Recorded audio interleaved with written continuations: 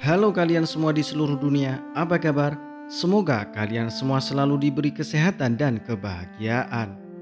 Kali ini saya akan menyuguhkan film dari Cina yang tentu saja sudah saya ringkas. Film ini disutradarai oleh Yang Bingjia dan pemeran utamanya adalah Xie Miao dan Gao Weiman. Dan seperti apakah kisahnya?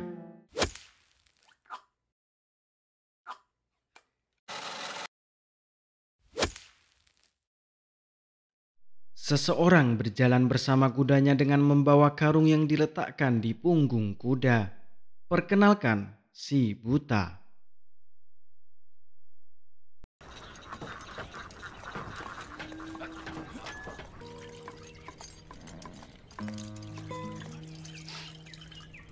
Sampai di depan salah satu rumah di kampung itu, buta mencium bau anggur yang harum. Lalu buta berhenti ingin membeli anggur itu. Dan perkenalkan Mbak Yan. 去，给我把酒壶装满，多少钱？ Mbak Yan tidak menjual anggurnya karena anggur itu akan disuguhkan untuk tamu di acara pernikahannya hari itu juga. Kemudian buta pun pergi. 糟践东西！ Namun Mbak Yan memanggilnya lalu menawarkan anggur itu gratis dan menawarkan untuk beristirahat di rumahnya. Kemudian Mbak Yan menyuruh buta untuk duduk. Sementara itu Mbak Yan akan ngasih makan kudanya buta. 你坐着吧，我去给你的马添点料。 Tiba-tiba karung bawaan buta jatuh dari kuda. Buta pun ngasih tahu sesuatu. Kalau di dalamnya ada orang. Dia adalah seorang pelaku pembakaran. Kemudian buta ngasih tahu bahwa dia adalah seorang pembunuh hantu. Buta menangkapnya demi mendapatkan hadiah. Tidak lama warga berdatangan merayakan pernikahan Mbak Yan. Lalu pria berpedang mendatangi rumah Mbak Yan. Orang-orang pada kaget dan semua terdiam. Dia adalah kakaknya Mbak Yan. Kemudian dia menyuruh tamu untuk duduk kembali dan menikmati anggurnya lagi. Namun warga takut dan berpamitan untuk pulang. Tinggal satu orang yang masih duduk menikmati anggur. Tentu saja si buta. 你这刀磨太快了！ Di tengah malam, buta terbangun dan merasakan ada sesuatu yang terjadi.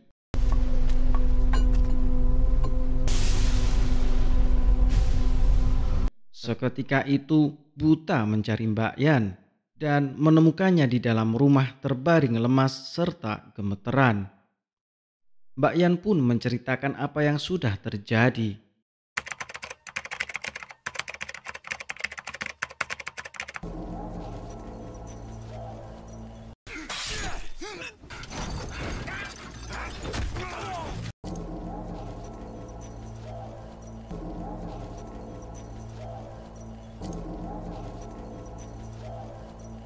Paginya buta pergi untuk menyerahkan barang bawaannya. Buta juga menemukan buronan lain. 问哪个是张白水？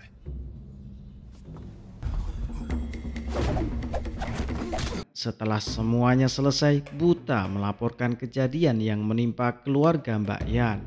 Petugas keamanan pun mendatangi rumah Mbak Yan. Namun tak disangka, setelah mengetahui pelakunya, petugas tak bisa berbuat apa-apa dan malah menyuruh Mbak Yan untuk mengakui sebuah kesalahan dengan mengarang cerita bahwa di hari pernikahan kakaknya menimbulkan masalah dan suaminya mati karena melindungi Mbak Yan. Lalu karena marah, Mbak Yan membunuh saudaranya sendiri.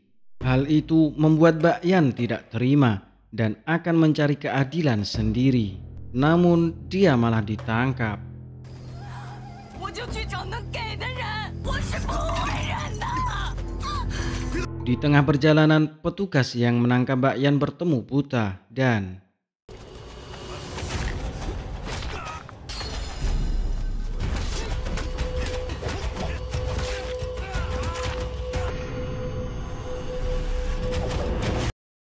buta menyuruh Mbak Yan untuk pergi dari kampung itu dan buta akan melanjutkan perjalanan menuju Loyang.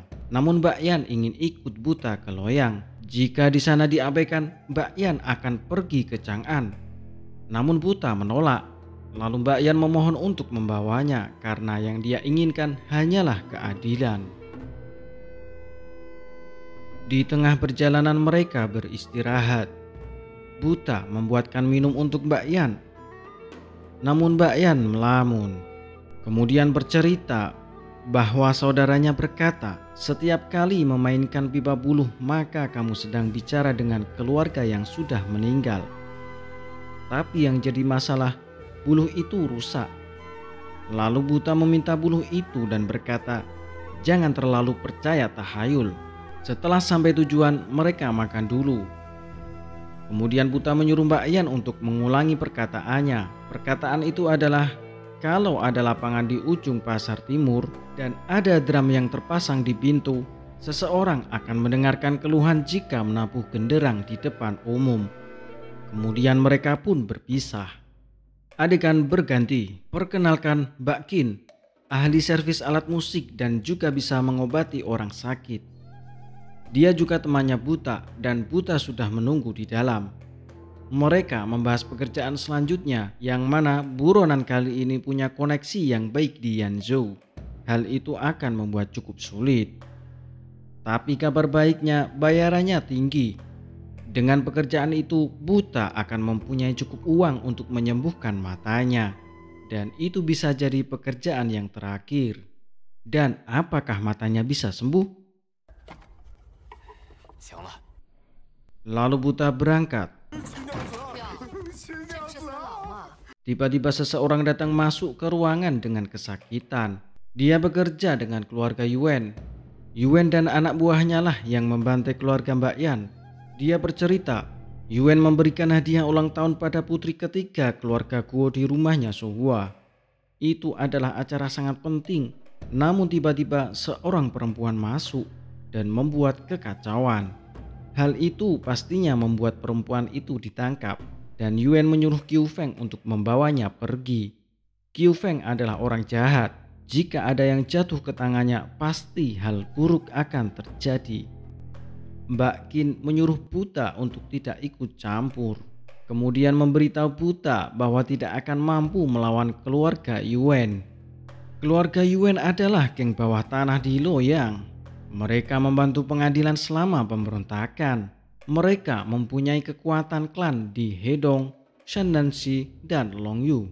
Pernikahan dengan keluarga Jenderal Guo ini bertujuan agar mereka bisa mendapatkan pijakan di Chang'an. Yuan adalah saudara laki-laki Yuan Xiong. Menyinggung dia berarti menyinggung seluruh keluarga Yuan. Kemudian Mbak Qin menyuruh Buta pergi.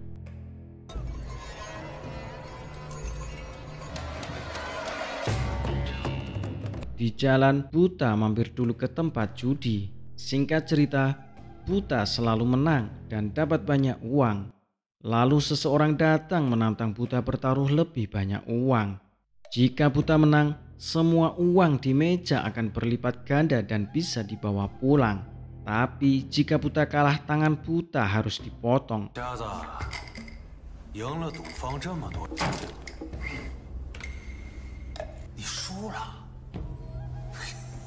Lalu lawan Buta tertawa dan berkata kalau Buta kalah.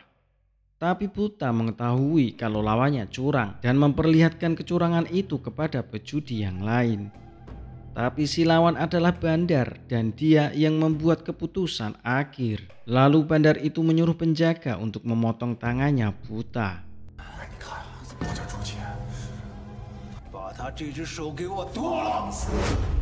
Kemudian seseorang datang. Dia adalah bosnya sekaligus pemilik tempat judi itu. Lalu bos itu minta maaf dan mempersilahkan untuk melanjutkan permainan. Bos itu akan membayarnya tidak peduli berapa banyak Buta menang. Lalu memberitahu nama dirinya. Nama bos itu adalah Qiu Feng. Namun Buta merasa sudah cukup lalu pergi. Di perjalanan yang hujan, Buta mengetahui sesuatu akan terjadi.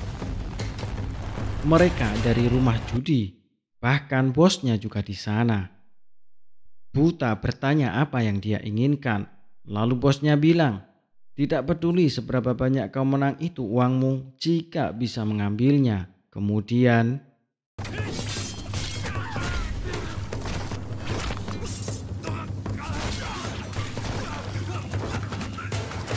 lalu Buta bertanya di mana Mbak Yan.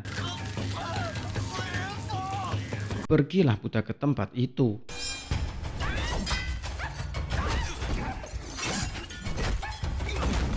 Buta belum bisa mengatasinya. Lalu ini yang dia lakukan. Menyemburkan anggur ke musuh agar bisa mencium keberadaan musuh.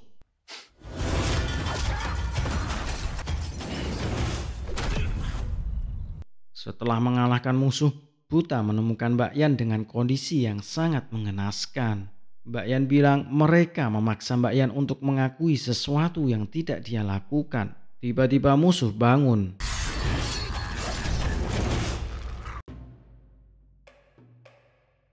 Setelah itu Mbak Yan dibawa ke rumah Mbak Kin untuk diobati. Dia tidak akan mati, tapi butuh istirahat. Namun Buta menyuruh untuk berkemas karena tidak ada waktu untuk istirahat. Buta akan membawa mereka keluar kota saat fajar. Dan Buta bilang mulai saat itu mereka tidak saling mengenal. Namun Mbak Kin tidak bisa membiarkan Buta untuk melakukan apa yang diinginkannya kali ini. Mbak Kin meminta agar pergi bersama mereka.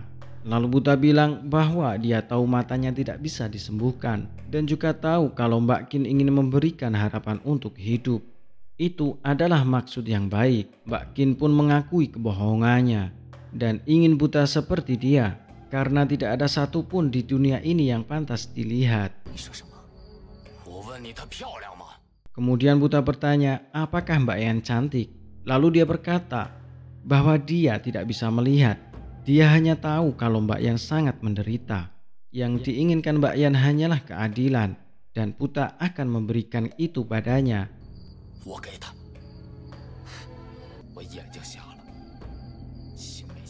Buta tidak bisa melihat dengan matanya, tapi Buta bisa melihat dengan hatinya.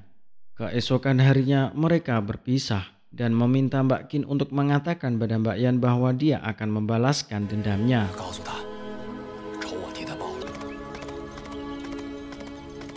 Adegan selanjutnya, Qiu Feng tersadar dari pingsan. Dia sudah dalam keadaan terikat dan dia berusaha melepaskan talinya. Tapi semakin berusaha maka akan semakin sakit.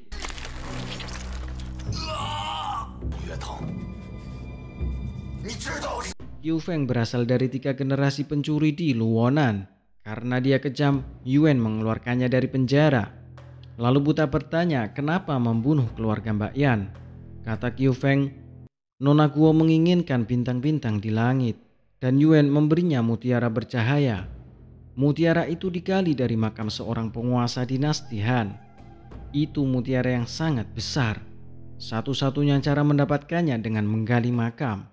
Karena takut nasib buruk menimpa keluarga Guo, Yuan membunuh semua orang yang menggali makam itu. Kecuali Ni Chun, kakak Mbak Yan. Dia melarikan diri. Lalu Buta menanyakan keberadaan Jenderal Guo.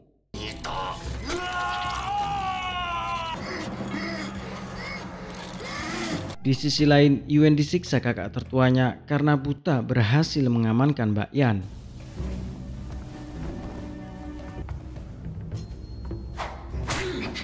Tapi setelah itu dia pun beraksi. Dibawalah bandar judi yang curang ke hadapan Yuan untuk ditanya keberadaan Qiu Feng.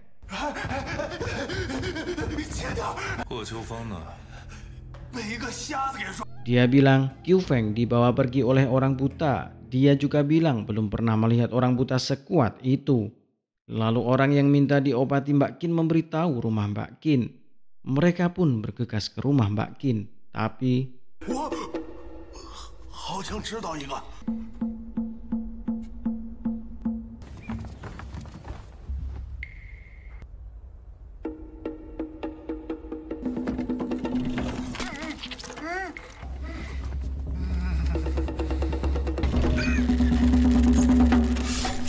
adegan berganti.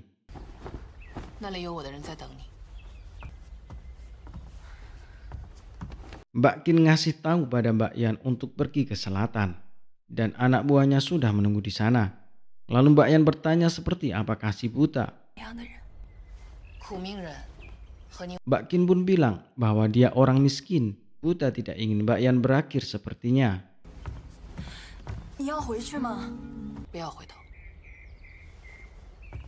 Lalu Mbak Kin menyuruh Mbak Yan untuk segera pergi menuju selatan. Karena Yuan pasti akan memburu mereka.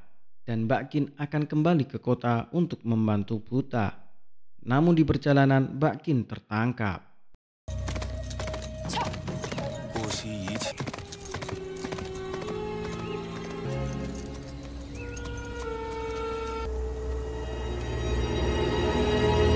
Adegan berganti lagi.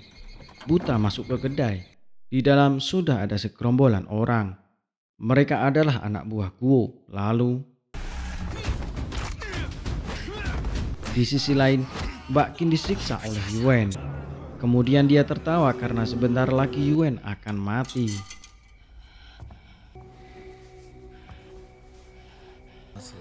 Lalu Mbak Qin bercerita, ketika terjadi pertempuran Suyang, buta ada di sana. Orang buta itu bernama Cheng Yi, sepasang tangan yang bisa menghancurkan tulang, lalu pedang tingteng dan tebasan laulan. Dan Yuan sudah membangunkan setan itu. Kemudian buta sampai di depan pintu ruangan Guo. Buta memberitahu bahwa dia adalah Cheng Yi dari batalion serigala Dongshan.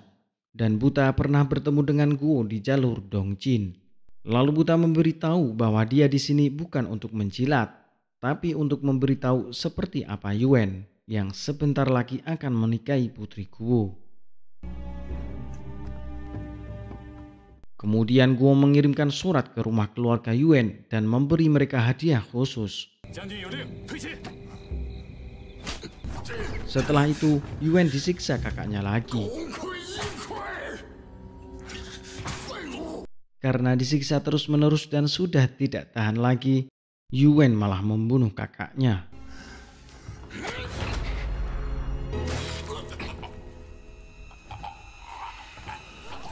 Hari pun berganti. Mbak Qin ada di atas perahu dengan kondisi badan tertusuk beberapa anak panah.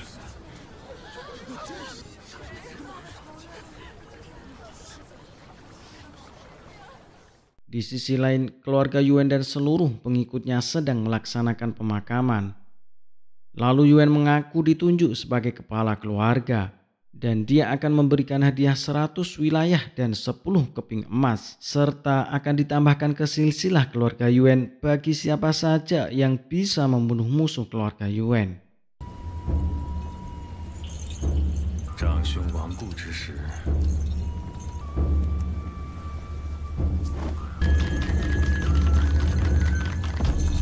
Kemudian temannya Mbak Qin menemui buta untuk memberitahu bahwa keluarga Yuan mencarinya. Dan Mbak Qin sudah tewas dengan 13 anak panah masing-masing menembus tulang. 13只，每只。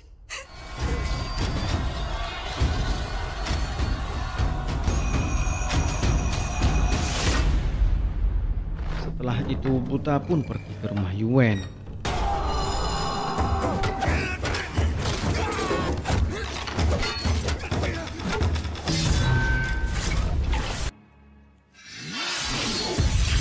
Buta kewalahan meladeni pertarungan jarak jauh. Dia terus terkena anak panah.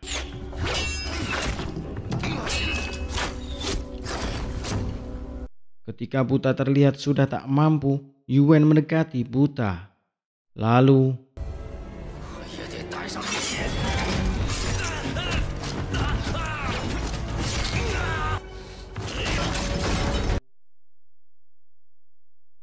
dan selesai.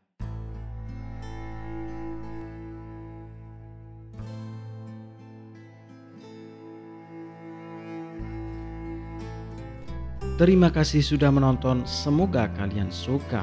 Ciao.